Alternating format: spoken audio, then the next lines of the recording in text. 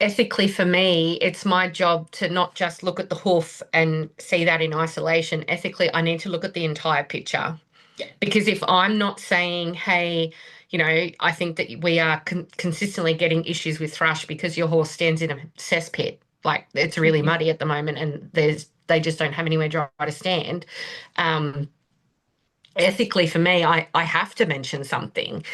I have to talk about the management, and I think, especially, you'll probably have more of an exposure to this than I do, Kat, but it's like my understanding that traditional hoof care education is more focused on the foot and less on the holistic, the diet and the management and the stress and metabolics and all the rest of it. Would you agree with that? Absolutely. I Yeah. think I only have a touch of sort of the farrier education in America, but in Australia, we definitely weren't talking about nutrition or the impact that copper and zinc can have on feet, Hmm. and we weren't looking at bodies as far as like how they move affects the feet and those kinds of things, which Yeah.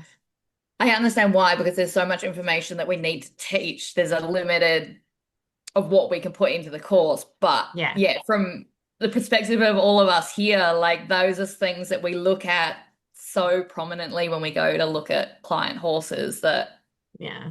I think it Yeah. needs more And emphasis.